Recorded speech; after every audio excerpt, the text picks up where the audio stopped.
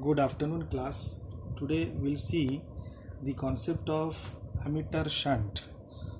Okay, so first of all, we'll see what is the design of an ammeter. So, first of all, I will draw you the diagram of an ammeter.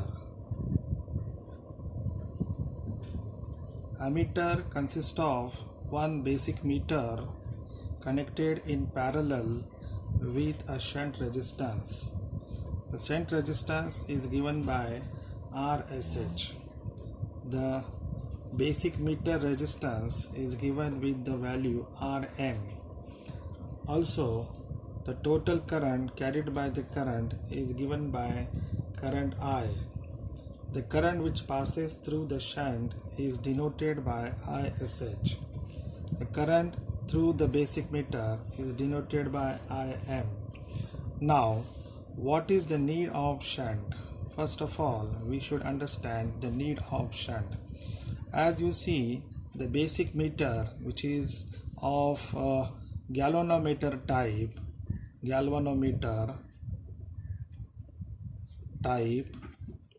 has got a limited value of resistance and therefore cannot carry a current more than 100 milliampere and so. So what is needed is some design wherein less than 100 milliampere can be taken through basic meter and most of the part of the current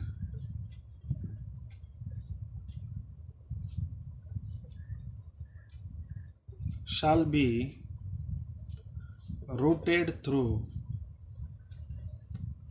a parallel resistance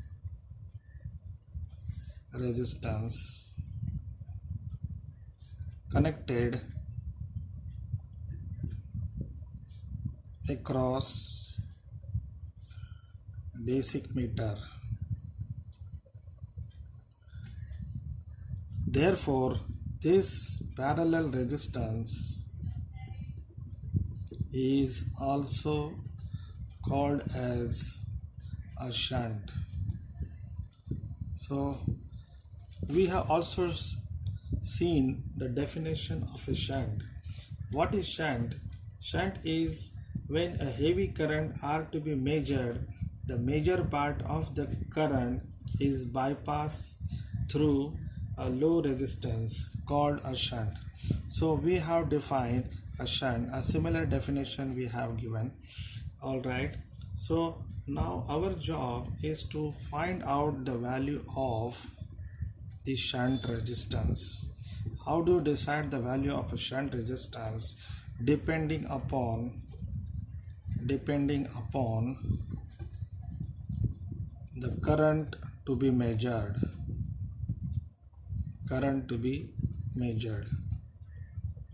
So now we'll see the derivation of the calculation of the value of the shunt.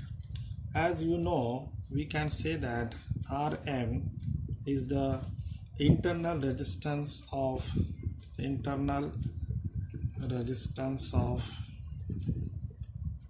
basic meter.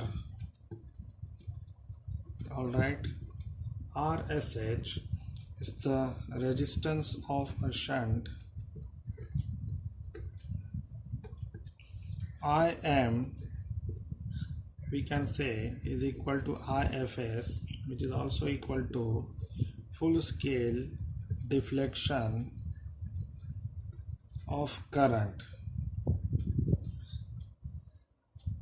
ISH is the shunt current and I is the current to be measured, total current under measurement.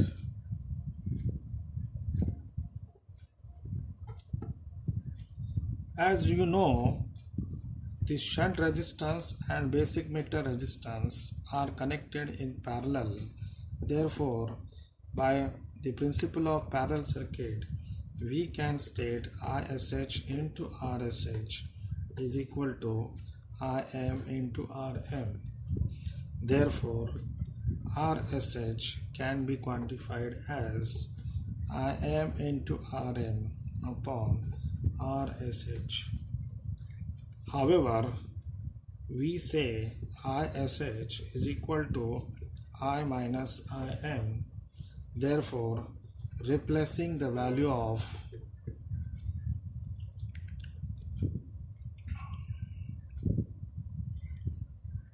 RSH can be written as IM into RM upon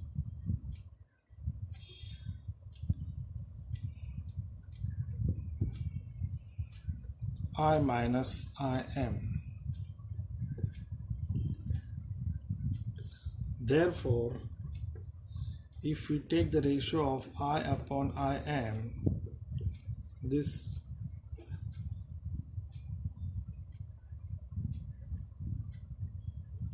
minus 1, I upon IM minus 1 is equal to RM upon RSH, or I upon IM is equal to 1 plus RM upon RSH. So we get another equation, and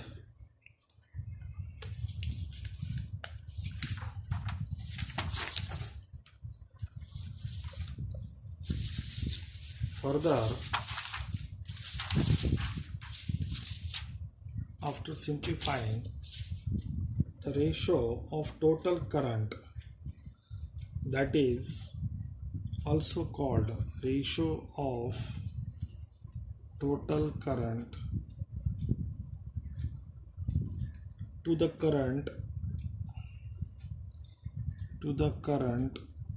of basic meter is also called multiplying power of shunt. Therefore, multiplying power is equal to M is equal to I upon IM. Therefore, this is equal to 1 plus RM upon RSH. Therefore, we get the value of resistance of a shunt, which is RSH is equal to RM upon M minus 1 equation.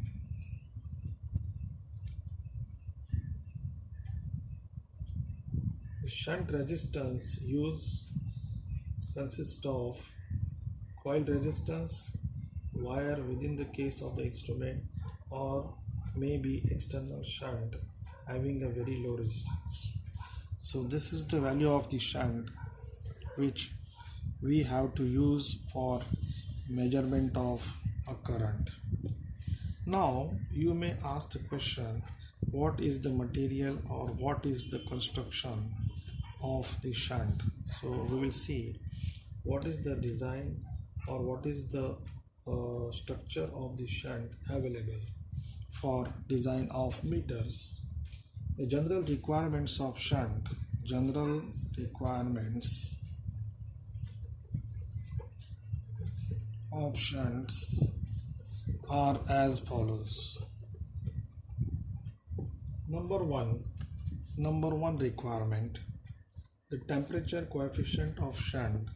The temperature coefficient of shunt and instrument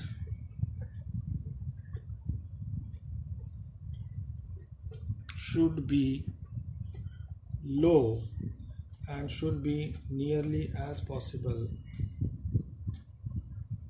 should be low as possible. Second requirement is the resistance of the shunt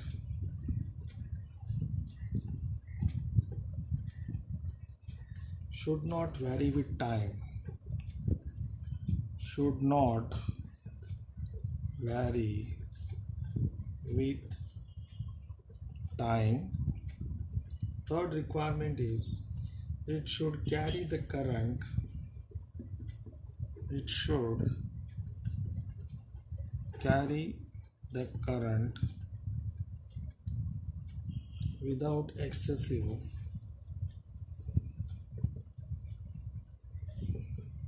temperature rise. And the fourth requirement, they should have low thermal, they should have low thermal electromotive force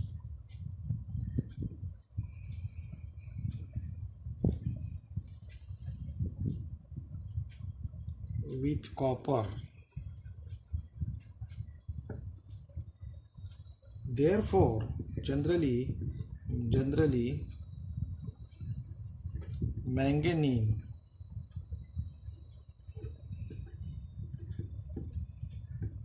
is the material having very low value of temperature coefficient of resistance as well as low value of thermal EMF is effectively used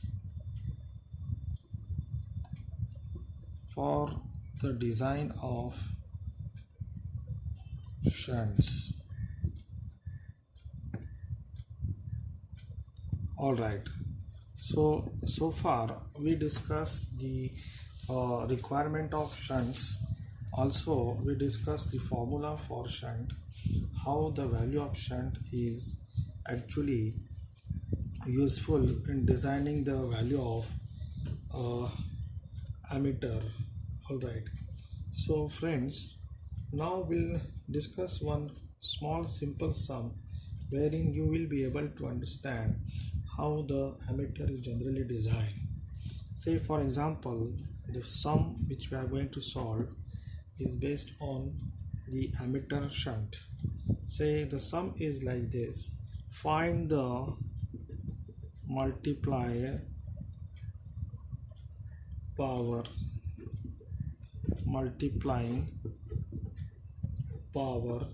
of shunt of 200 ohm resistance used with a galvanometer of 1000 ohm resistance. Also determine the value of shunt resistance to give a multiplying power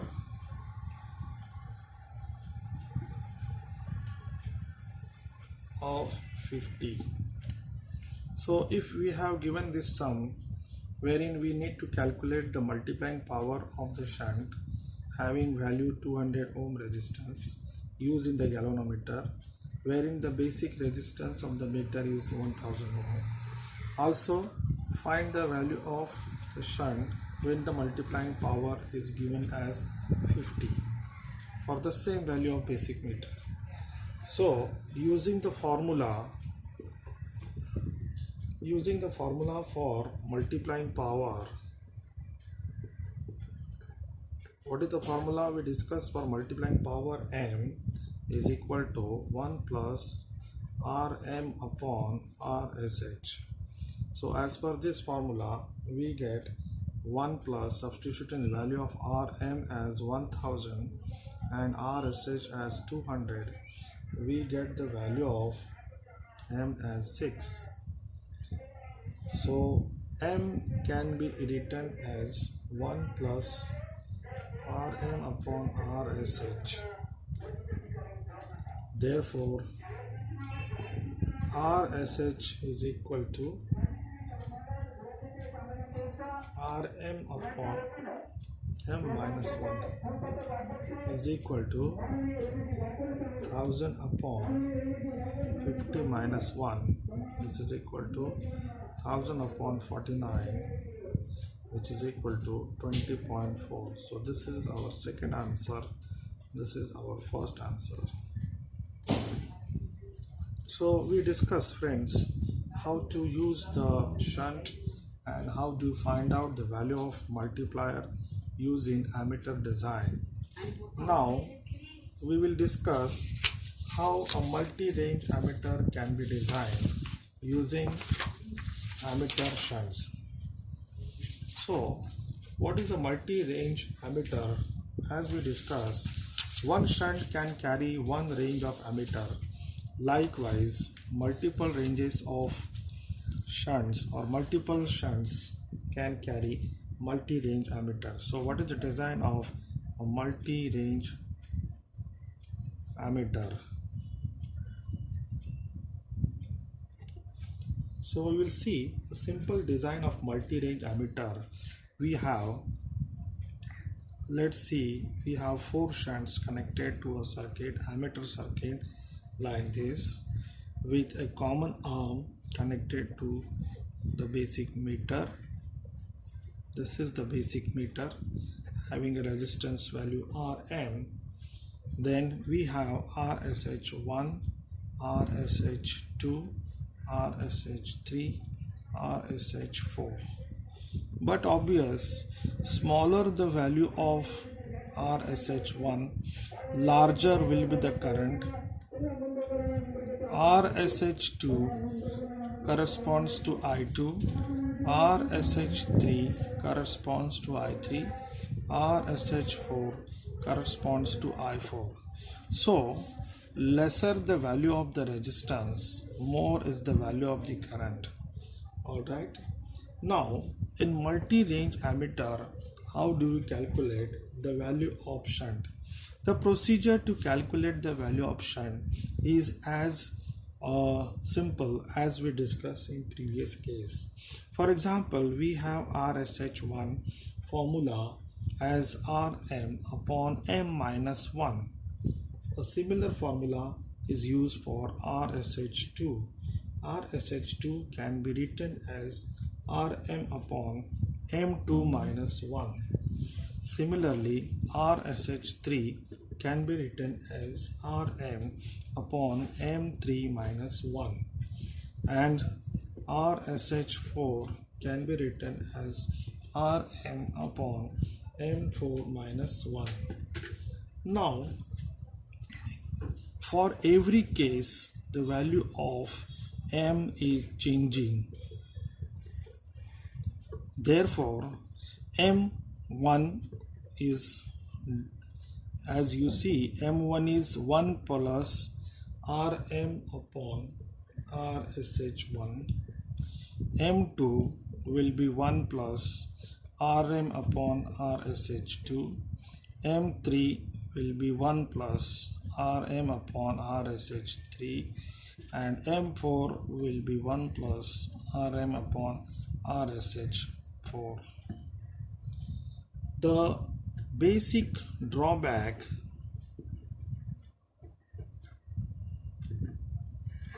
of multi-range ammeter with the switch arrangement is that once we change the switch from one to another position, 1 2 3 4, let's say, what happens is in between the transition the circuit loses the contact.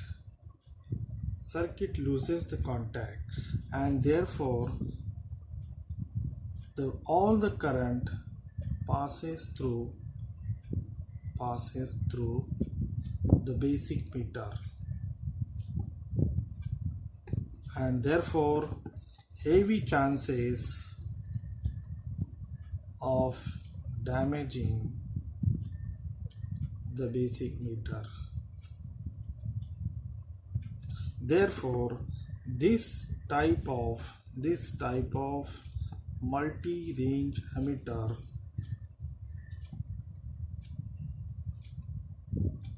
is not used. So which type of arrangement is generally used? So the arrangement which is used of late is called universal shunt.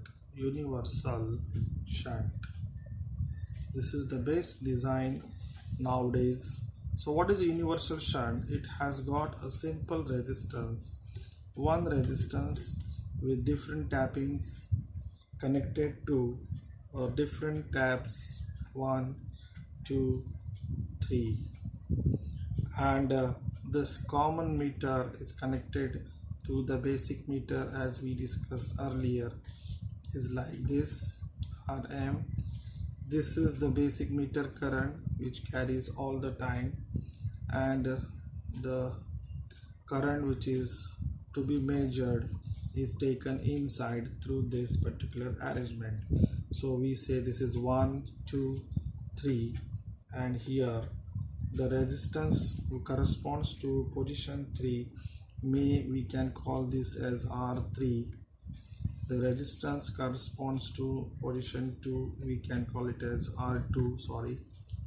Then the resistance corresponds to position 1, we can call it R1, and so on. So the current which is passing through the shunt, it will be I1 minus Im, and so on. So basically the equation for the various values of M1, M2, M3, M4 can be calculated, and the values of R1, if you want to calculate the value of R1, we can calculate the value of R1 as Rm upon M minus 1. Similarly, R2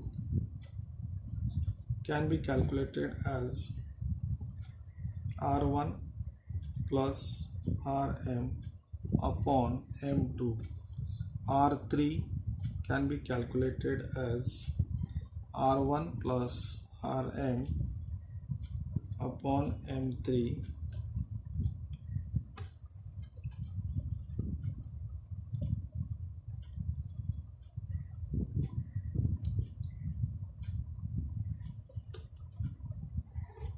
Similarly, M1 is equal to I1 upon Im, M2 is equal to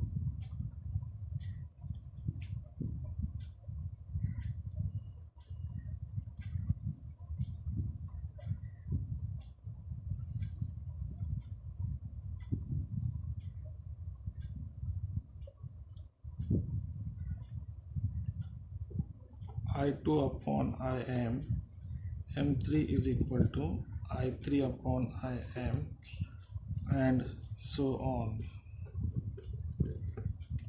So this is called a universal shunt. So we can understand here, even though if you change the position of switch from 1 to 2, 2 to 3, and so on, the circuit is not interrupted. The majority of the part of the circuit is connected all the time, and therefore the danger of getting damaged the basic meter is reduced drastically. So based on this, sometimes questions may ask in the examination, design a multi-range ammeter or using a universal shunt. So friends, if we understand the design of this universal shunt, we are able to solve a simple ammeter, multi-range ammeter based on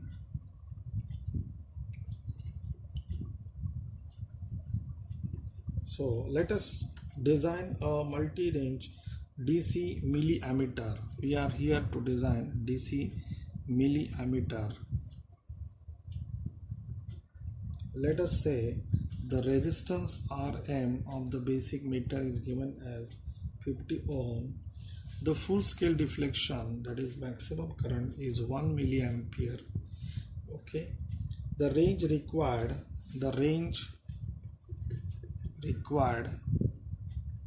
is 0 to 10 milliampere, 0 to 50 milliampere, and 0 to 100 milliampere, and 0 to 500 milliampere.